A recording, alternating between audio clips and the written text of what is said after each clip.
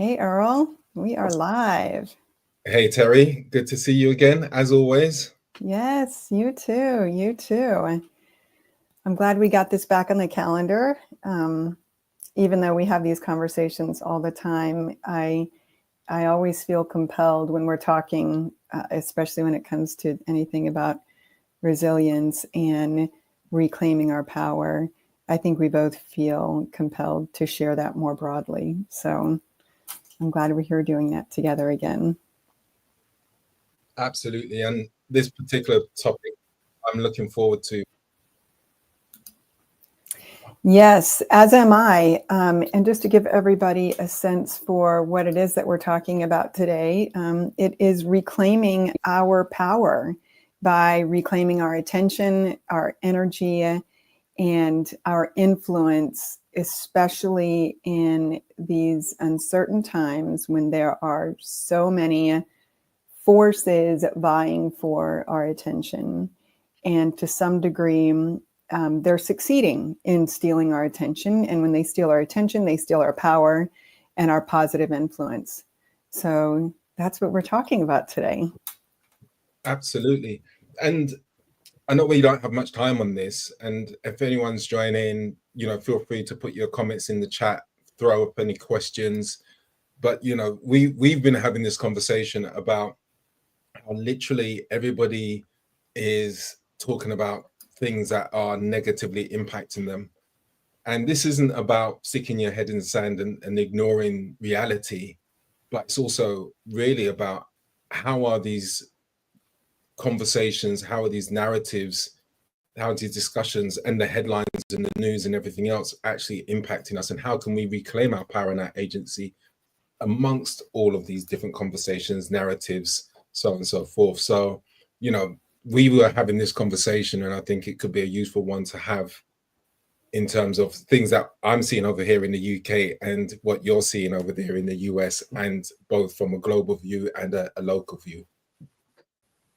Yeah, absolutely. Yeah. And so just to pick up on our conversation earlier this week, where you asked me how my travels were. I just got back from 13 days of being on the road and being in the Pacific Northwest and in British Columbia, and then spent some time in Texas. And one of the things that I shared with you was that there is this common theme and this common narrative, especially here in the United States, but in Canada as well, around all of the changes that are happening and the dramatic changes and how they are dramatically and negatively impacting so many people's lives. And the common theme is around the unfairness of it all and the tragedy of it all and the drama of it all. And so let's start with the fact that it is dramatic and it is traumatic for many, many people. And there is really no way around that, right? You can't argue that it is a sort of volatile time for our country, and there are big, big emotions and big impacts to people's lives around that. So the recurring theme, though, as I shared with you, was very much in the problem. And I think because I've spent so much time with, in big dramatic events in my personal life and professional life, that I have an acute sense for when I, for one, am living in the problem. And then I have an acute sense for when I see other people living in the problem. And so I can be hypersensitive to it. And sometimes that hypersensitivity looks like being insensitive. And perhaps it is because I am, I hold myself to a high standard when it comes to being in control of what I'm thinking and the vibration that I'm putting out. And so to some degree, I hold other people to that standard as well, though they may not have been through the same type of experiences or they're just not in a place, they're in a place where they really need to still process emotion. And I very much honor and value that. And I also want to acknowledge that sometimes I can be a bit insensitive or, quick to jumping to, let's move to the solution. Having said that, I do want to share that from my perspective, we're doing a lot of living in the problem and talking about the problem and talking about the unfairness and the injustice. And the reality is we cannot solve problems from that place. We cannot positively influence a different future from that place. Our power resides in where we're focusing our attention and our energy here in this moment, what we're thinking about here in this moment, and not being lost in what has already happened that we have no control over. So, a lot of what I've been talking about over the past 2 weeks that I've been on the road and talking with various people, people that I work with, strangers, family members. A lot of what I've been talking about is pay attention to the narratives, the stories that are running through your head, and pay attention to how they feel. Do they feel disempowering? Do they feel like your energy is draining? Pay attention to that. Does that feel like a place from which you can make positive change in your own life and for those around you? And so inviting that reflection is really just the beginning. But it's something that I kind of want to put out in the world, invite everybody to pay attention. What are those stories telling you about your power? How is it showing up in your body? How is it showing up in your energy? And how is that working out for you? How is that serving not only you, but the people around you? Yeah. And I think, there's so much in that. There's so much wisdom in that as well. And I think the distinction that I would like to make is there's a difference between talking about and wallowing in. Mm. And, I think it's important for us to have the discussion. I think it's important for us to call out what we're seeing happening in real time and the injustice of it, or the pain of it, or how it's impacting you, because that's one of the ways that we process our emotions as well. When we're talking out loud and we hear ourselves talking and we're talking to each other, that's really important. And there's the difference when it's woe me and I'm wallowing it and it just stays as a persistent, and it just, as you say, it creates a heavy veil in our aura, in our field, our energies, our emotions. We start to get a level of, you could almost say, depression, because now everything is seen as a negative, and from a negative frame. So one of the things that I had to do, and again, similar to you, with some of the challenges and that I needed to navigate when I was growing and going through the workforce and various different things, was I pulled together, and it didn't start in this way. It started off with humble acceptance, which is, stuff happens, life happens. I'm not going to like all of it. It's not always somebody to blame. There's not always somebody to go and pin this on. It's kind of like, it's happened. And once I got into that humble acceptance, I found that I was able to move through that scenario much faster. Not to say, not to ignore it, not to process it, not to move straight to the solution. It is what it is right now. And then I developed the other part, which was humble acceptance and radical self-honesty. Mm. So the whole acronym is HARSH. Humble acceptance is, whether it's the car accident happened, the water pipe has burst, I lost my job, my taxes have gone up, whatever it might be, it's happened. And then the radical self-honesty is what I do to allow myself to process. If I'm feeling angry, if I'm feeling traumatized, if I'm feeling jealous, envious, whatever that emotion is, just being honest with myself allows me to process it, rather than saying I shouldn't be feeling in that way. Mm. And once I totally and humbly accept the situation as it is, and I'm really honest with myself, at that point, I'm able to start to reflect on and maybe look at solutions or countermeasures to mitigate the risk or the damage that's being done in that scenario. And I think it's giving ourselves that grace to go through that process, rather than what I see happening a lot is people jumping on the bandwagon. I'm just going to give a quick example. So I've just started a little conversation about this on LinkedIn. There was a a dramatization called Adolescence that came out recently, and it's been all over social media. And it's basically about a young boy, 13 years old, who murders a girl. And the whole backdrop, I haven't watched it yet, actually, but just reading through the lines, and I'm really trying to figure out whether I'm going to watch it or not. But the real backdrop is how social media is impacting on people. So the Andrew Tates, the Trumps, the whatever it is, and how this is disenfranchising young boys. And the big narrative and theme at the moment is the toxic masculinity, and people jumping on and, oh, we've got to treat our boys this way, we've got to treat our boys that way, and everything else in between.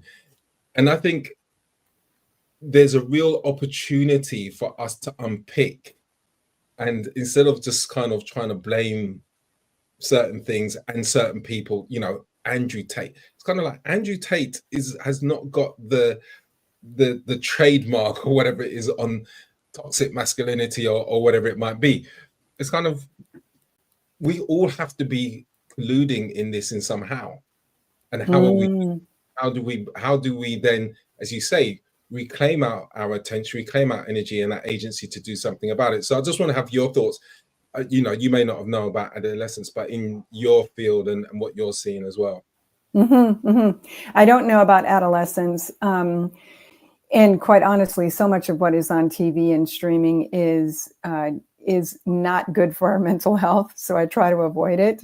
And I just want to acknowledge, I love what Carlos said here. Naming the feeling is important as a start of the process, which is, you just referenced it, Earl. That is so very important. We spend a lot of time and energy judging and suppressing our emotions, when our emotions are here to tell us and to teach us something. And if we sit with them, name them, as Carlos mentions, starting with naming it, and we sit with it and figure out what is it that it's trying to tell me about myself and about my experience of this situation, that is where we begin to reclaim our power. So, and let's start with, what we tend to deem negative emotions, which are anger, sadness, overwhelm, frustration. We sort of call those negative emotions, when in reality, all emotions are equally valid and valuable. But let's just start with anger. Anger is a very valid emotion, and it's one that needs to be processed. And there's a lot of it going on in this country right now. We're accountable and responsible for how we process that emotion, but deeply feeling it and figuring out what is it trying to tell us. I know for me, part of my anger has been this sense that of disempowerment, that I am not in control of what's happening, particularly to people that are in my circle that are deeply impacted by the changes that are going on in our country right now.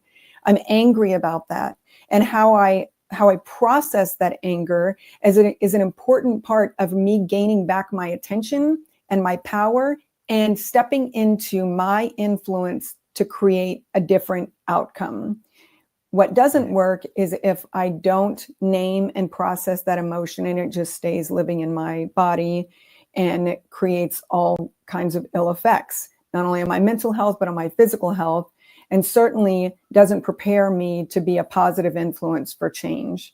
So I wanted to share a quick story sort of that illustrates how we can very much have power in what's going on in the world right now.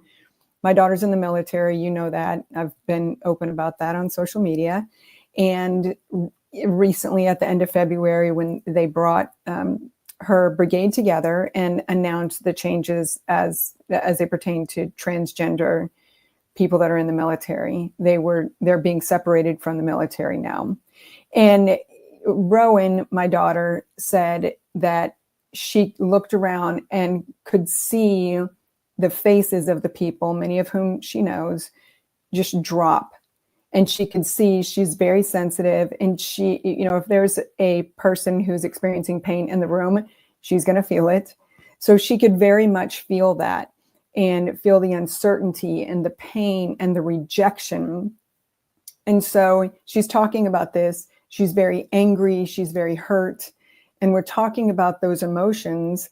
And I tell her, what is one thing that you can do to impact the situation in a positive way?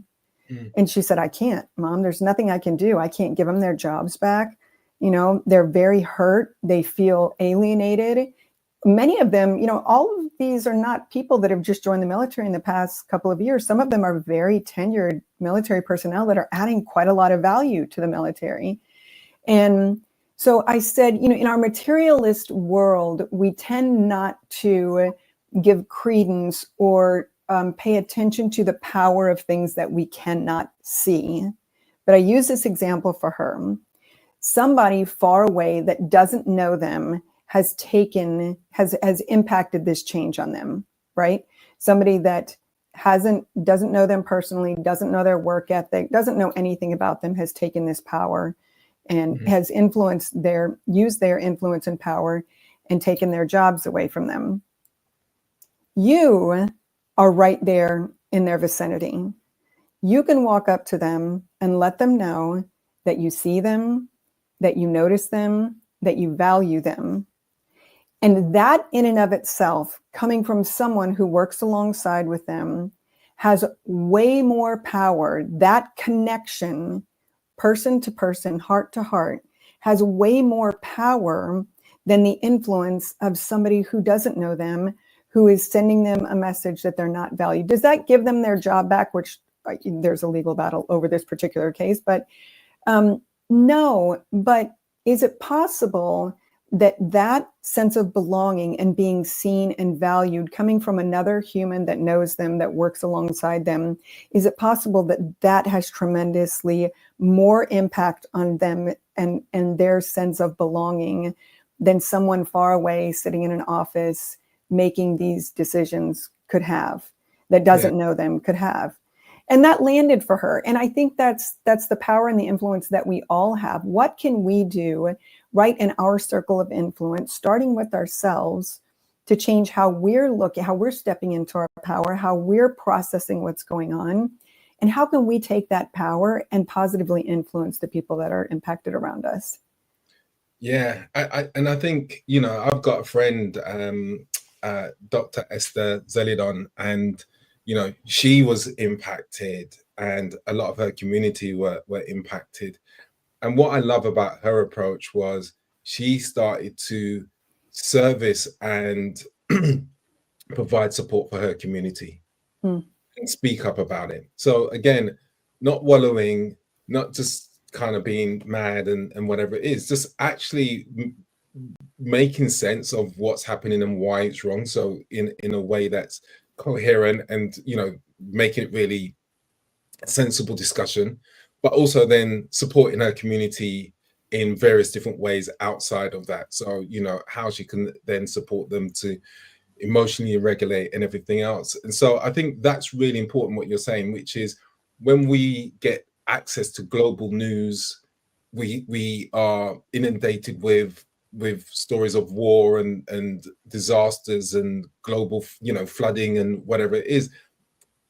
And we can't necessarily impact those things from a distance. There's things that we can still do for our village, our community, locally. And those things, as you say, we can't always see the effect. But if we trust that there's effect, then that's really important. The other thing that I really want to speak to is kind of what you said about the mindset and just going into it and talking about the problem without actually processing reminds me of the quote from Einstein, which is the same type of thinking that created the problem is not going to create the solution. And this is a challenge, because especially when we look at divisive language, when we look at some of the decisions and the actions that are taken that are pulling people apart and polarizing people, what you start to happen is you start to mirror the other side. So one of the things that we've seen is, especially since Brexit, and I see this happening in the US, is everybody, well, not everybody, but a lot of communities are othering other communities, and they're mirroring each other. So it's them. No, it's them. It's not us. It's them. It's them. It's them. And so whether that's Christian against Muslim, or Jew against Muslim, or whether that's black against white, or whatever it is, there's these othering conversations. And what we're doing is we are operating at the same level of the problem. To create the solution, we have to operate from a different perspective. We have to operate from a different paradigm. And that's the problem when what we do is we regurgitate what we're seeing on the news. We regurgitate what we read in the newspaper, what we see online. And the algorithm is designed to do that, to give us more of, the algorithm isn't by accident. The algorithm is by design. So the more we can understand that, the more we can start to separate ourselves from that and actually take agency and say, see, that's not the conversation that I'm going to have, or that's not the thing that I'm going to propagate and continue to have that conversation in that way about that thing. That is not serving me. It's disempowering me, and it's also othering other people. And that's one of the things that I think, once we start to embrace that, we've got choices that we can make. We don't have to be at the mercy of the algorithm, of the narratives, or whatever. We can actually reclaim our power and make decisions on how we want to approach it and what we can do where we are, rather than focusing on things that we have no control over. Absolutely.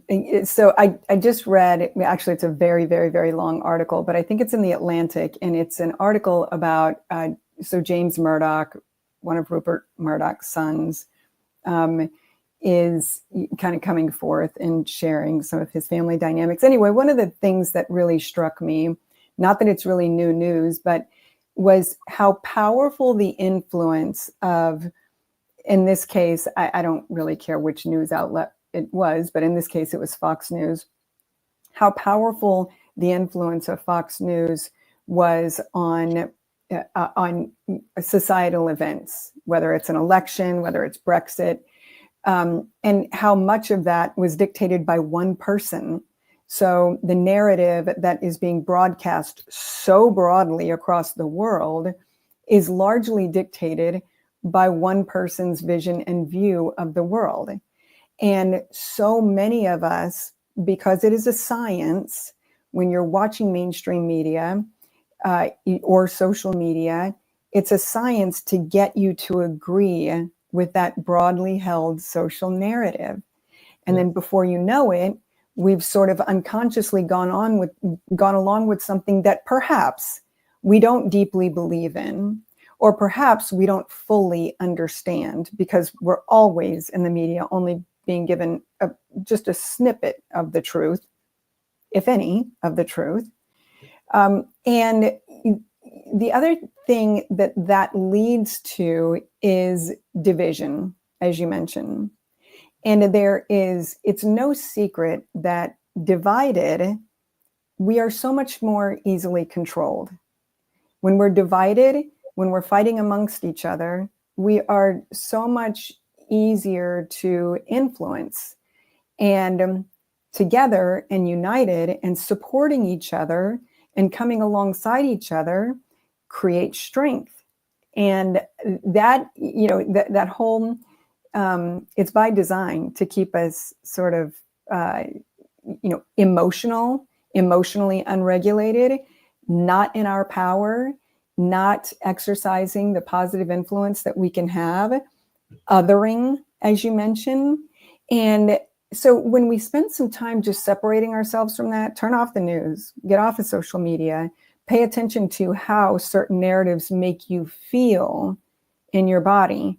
what story does it bring up for you, and how does it feel? Does it feel true?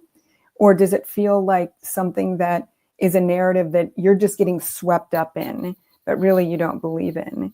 So that's just all part of reclaiming our power and stepping back into what is innately ours. My acronym for power is the path of wellness, empowerment, and resilience. So being in that power, being on that path intentionally. Otherwise, if we're not intentional about it, if we're not intentional about where we focus our attention and our energy, then it just sort of gets stolen from us. And I think we're seeing a lot of that right now in the world. Yeah, and I love that. And that I think there is a quote saying it's something like, of all the major media outlets, it's something like 7 people in the world that run them. Mm-hmm. And when you think about the influence, and this is part of the problem, one of the reasons why I stopped reading newspapers is because what tends to happen is how we've been socialized is if you read it in print, it must be true. Mm-hmm. Right? Because it's in a book, it's somebody's written it, and there is the assumption that somebody's done the research and somebody's got the facts and then they've written it, which is what kind of ideally true journalism should be about.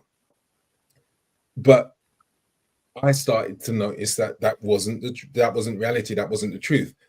And therefore, one of the things that I use to interrupt a pattern of, if I'm notice I'm getting angry, or if I notice I'm jumping on a bandwagon, just getting deeply curious and question a narrative. What does that really mean? Mm-hmm. So when somebody is saying, and whether it's to or for my values, just even question it. So question my values sometimes and say, well, actually, am I on the right side of the fence on this? Mm-hmm. Maybe I've been thinking about it the wrong way. And I think that's the real important thing about the ability to have debate and discourse and discussions around certain things. Doesn't mean that you're divided because you don't agree.